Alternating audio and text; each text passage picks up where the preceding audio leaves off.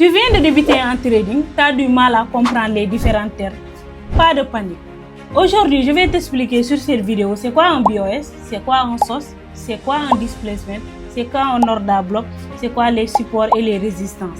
Restez connectés, je vais tout vous expliquer sur cette vidéo. C'est juste des termes en anglais que d'autres formateurs vous vendent du rêve. Si tu es nouveau sur cette chaîne, moi c'est Fatou Keita, je suis entrepreneur, trader, forex et crypto. N'hésite pas à t'abonner, à me laisser un pouce, ça permet à l'algorithme de pousser mes vidéos à d'autres utilisateurs. Merci beaucoup, on commence.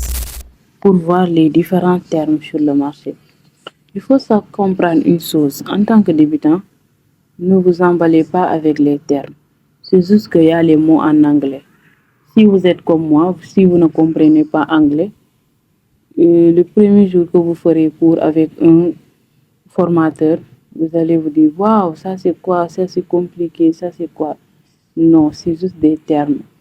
Vous savez que les Anglais sont en avance par rapport aux Français. Ils sont en avance dans tout. En trading, les Anglais sont les meilleurs. Même leur formation sur YouTube, tu peux être rentable avec ça. Bien sûr, si tu comprends l'anglais.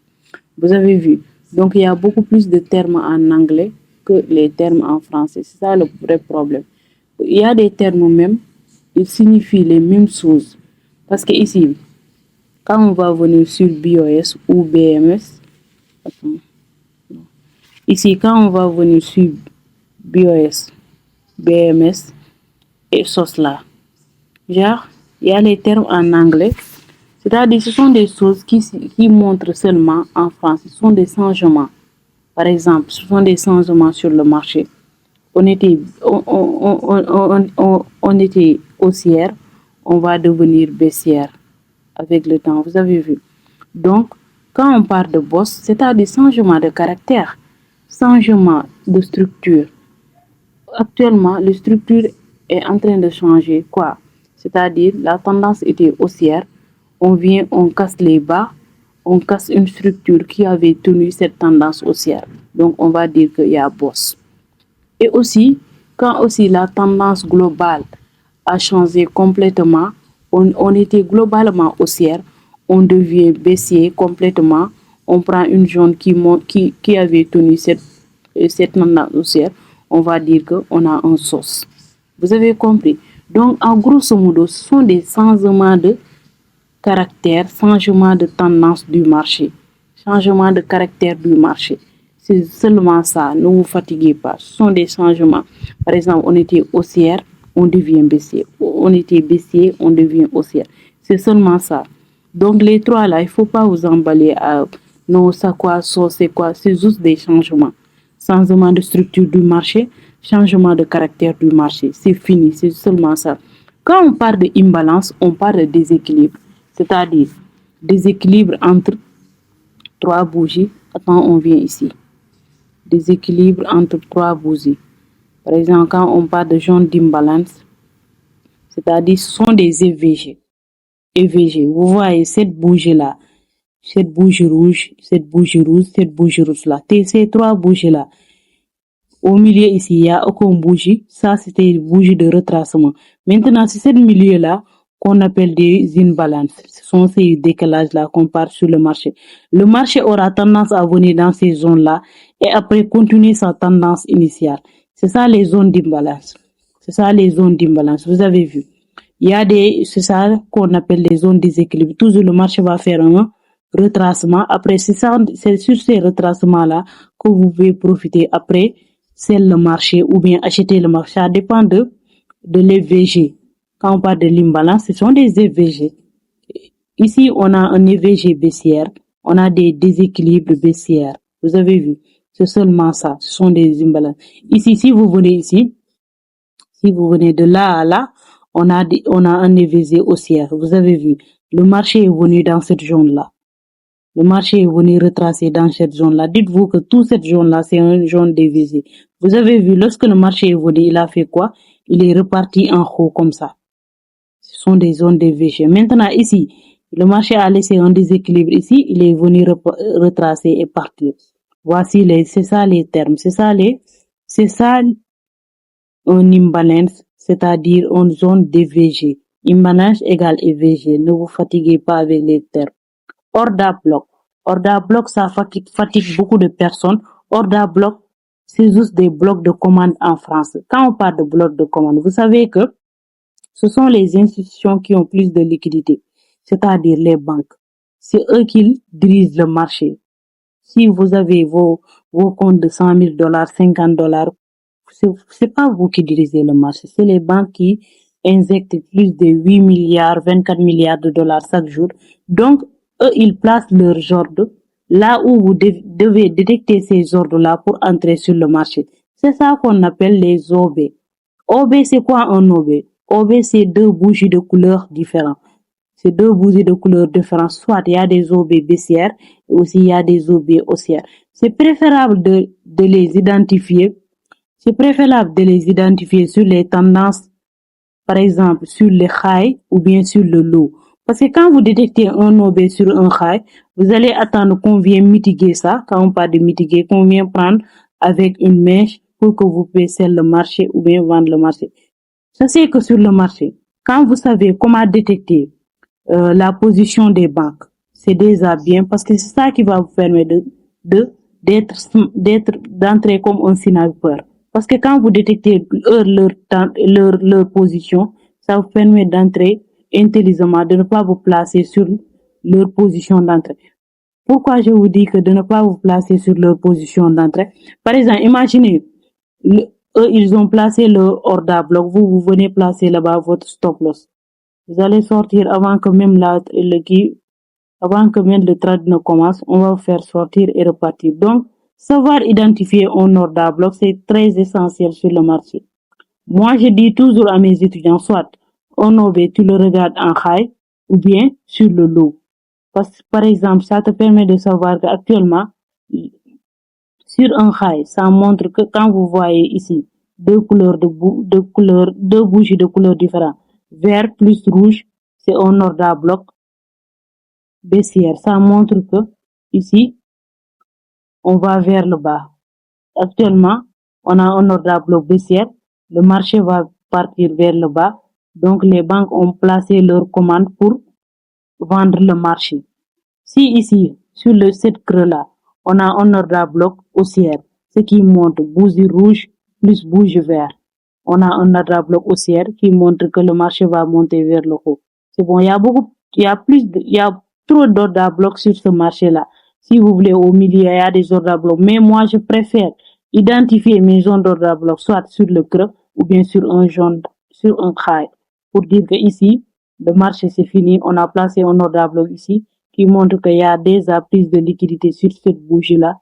Le marché va chuter. Donc, c'est ça les order blocs. Ce sont des commandes que les banques placent sur le marché pour acheter ou bien pour vendre. Quand on parle de mitigation block, on parle des mèches de bougie. Quand on parle de mitiger, c'est-à-dire, c'est les mèches de bougie qui nous montrent qu'il y a une mitigation, on vient mitiguer cette zone et repartir, on est venu mitiguer cette zone. Si on regarde ici bien, il y a une zone que le marché va venir mitiguer. C'est juste ça, c'est-à-dire les mèches de bougie. Ces prises de liquidité qu'ils font là, c'est ça les mitigations. C'est seulement ça. Quand vous allez voir, les gens vont mettre MT, c'est juste, on a dit, il y a une mitigation. S'il s'agit de mitigation, c'est juste les mèches de bougie. Les mèches de bougie. Et c'est fini.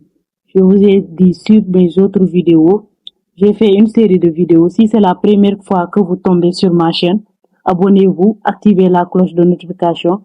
Je partage des vidéos gratuitement qui vont vous permettre de comprendre le trading de A à Z. J'ai fait une série de vidéos, expliquer les bougies, comment identifier les tendances haussières baissières, vous pouvez aller checker. Mais ici, les mitigation blocks, c'est les mèches. Sur une vidéo et sur l'autre vidéo, j'avais expliqué l'importance des mèches, vous pouvez aller regarder là-bas. Vous avez vu. Donc, MT, c'est juste mitigation. Quand on parle de mitigation, c'est les mèches de bougie. Supply, zone de résistance. Quand on parle de zone de résistance, vous avez vu, les zones de résistance, ça fait rapport aux zones DVG. Zone DVG, le marché aura du mal à percer. Le marché aura du mal à dépasser. ce sont des zones de résistance, ce sont des zones DVG. Quand le marché va toucher cette zone DVG, il va retourner. Quand le marché va toucher cette zone de résistance, le marché aura tendance à retourner parce que c'est résistant. Quand une personne est résistante, bon, personne ne peut traverser cette zone-là. Donc, c'est normal. Donc, regardez ici. Ici, c'est un zone DVG. On peut dire que c'est un zone de résistance. Donc, ne vous facilitez-vous la vie. Les zones DVG, ce sont des zones de résistance classiques. Donc, vous avez vu. Donc, le marché, une fois qu'il va venir et qu'il retrace ici, directement, il va pas percer cette zone-là. Il va continuer après continuer sa tendance initiale. Vous avez vu. C'est seulement ça. Ainsi de suite, comme les zones de support. Quand on parle de zones de support, zones de demande. Quand on parle de zones de demande, zone de demande, il y aura beaucoup plus de bougies. Par exemple, ça va combiner avec les zones de consolidation du prix. Quand on parle de consolidation du prix, là où il y a eu beaucoup de mouvements, mais le prix est resté stable. Le prix est resté stable. On a vendu. Après un certain moment, on verra qu'il y aura des expansions haussières ou bien baissières. Ce sont ces zones de résistance-là qu'on nous dit ici, ce sont des zones de demande. Les zones de demande, après, ça va suivre des zones de distribution, comme ici. Ici, on appelle accumulation, ou bien d'autres l'appellent demande zone. Après, ça va faire un peu de manipulation. Après, on va distribuer le marché. Donc, ces zones-là, c'est très important et c'est préférable de rester en observation. Vous avez vu. Et les termes, c'est facile, en fait. Ne vous fatiguez pas. Quand vous savez comment détecter tendance haussière, baissière, savoir identifier les zones de consolidation, zones de retracement, zones DVG, c'est déjà bon. Vous avez vu. Quand on parle de long, c'est achat, short, c'est vente. J'ai expliqué ces deux traceurs-là, long, achat, short, c'est vente. Si vous n'avez pas compris, vous pouvez aller regarder les autres vidéos. J'ai expliqué ces deux-là. Donc, quand on parle de trading, quand on parle de long, il faut direct dire que c'est achat. Quand on parle de position short, c'est position vente.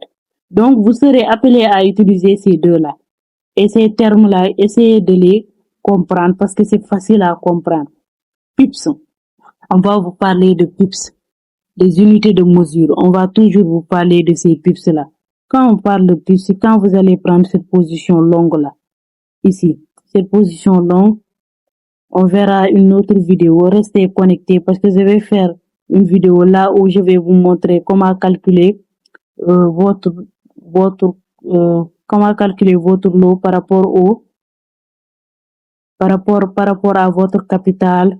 Et si vous avez des comptes de $10, compte standard, comment calculer vos lots. Vous avez vu. Et si je dois prendre le stop loss, je vais me baser sur cette pips là. Je vais me baser sur ici. 105.0. Je vais prendre ça et je vais le mettre pour calculer le lot que j'ai, pour calculer le pips de mon stop loss. Vous avez vu. C'est ça le pips. C'est ça le pips de votre stop loss. Comment mesurer cette pips-là? Après, vous allez prendre cette pips de votre stop loss avec votre capital, multiplier ça pour que vous puissiez savoir le lot que vous allez prendre sur le marché. Vous avez vu. C'est simple. Tout est lié sur le marché. C'est juste que c'est les termes qui vont vous fatiguer. C'est juste des termes d'anglais. Ne vous fatiguez pas vers ça. Essayez juste de savoir quoi faire sur le marché. Mais ne tardez pas votre temps à vouloir comprendre tous les termes, ainsi de suite. Vous avez vu. Et quand on parle de broker, c'est l'intermédiaire entre toi et le marché. C'est le broker qui va se charger de vous placer vos ordres de trading sur le marché. Donc, vous êtes appelé à travailler avec un broker vous êtes appelé à travailler par un broker, soit vous travaillez avec les fournisseurs de liquidités, soit vous travaillez avec les pro-firmes. Les fournisseurs de liquidités, c'est les pro-firmes, soit vous travaillez avec les brokers. Moi, personnellement, je conseille à un débutant d'utiliser un broker. D'utiliser un broker de commencer avec un compte de standard de $10 qui va te permettre de fructifier et de te permettre de savoir si vous avez une bonne stratégie. Parce qu'avec les comptes pro firme, c'est pas facile et il y a trop de règlements. Mais quand vous avez $10, par exemple 6 000 francs CFA, vous pouvez commencer à trader avec ça avec le temps. Vous pouvez savoir si vous êtes rentable avec ça ou pas. Donc, vous avez vu. Donc, quand on parle de broker, on parle de XNS, c'est-à-dire XNS, il vous permet de trader avec votre propre capital, de le fructifier, de faire des dépôts à travers vos monnaies locales. Vous avez vu. Donc, c'est ça le rôle des brokers. C'est l'intermédiaire entre toi et le marché. C'est lui qui s'occupe de tout. Tu mets juste les chiffres, c'est lui qui va couper et ainsi de suite. C'est quoi un effet de levier? Effet de levier, ça vous permet d'ouvrir certaines positions. Effet de levier. Quand je vous ai dit, je vous ai expliqué. Par exemple, si vous avez un compte de $10, vous allez prendre des effets de levier minimes. Par exemple, des effets de levier 0,01 pour que vous puissiez trader avec ces petits comptes-là. Il vous faudra de prendre des effets de levier à petites qui vont permettre que votre compte ne va pas se cramer sur votre première trade. Vous avez vu. C'est ça en fait. Le lot aussi, c'est le degré d'exposition sur le marché. En tout cas, ce sont ces termes que vous allez voir qu'on va utiliser la plupart des temps. Donc, c'est juste ça. Ne vous fatiguez pas avec les différents termes. Il faut juste savoir identifier les zones de trade et trader intelligemment. N'hésitez pas de me dire sur les commentaires ce que vous pensez, les vidéos que vous voulez que je fasse et trader intelligemment. Trading, je le dis toujours, le trading c'est pas difficile. C'est juste les gens qui le rendent difficile. En voulant utiliser des termes qu'ils ne comprennent pas et en voulant compliquer les choses. Donc, essayez de simplifier votre trading, vous verrez. Les résultats sont là. Et à la prochaine vidéo, trader intelligemment. Si tu es arrivé jusqu'ici, merci beaucoup. Laisse-moi un avis en commentaire. Laisse-moi un like. Ça permet à l'algorithme de montrer mes vidéos à d'autres personnes qui vont me découvrir par rapport à cette passion qui m'anime, qui est le trading. Et on se dit rendez-vous au sommet.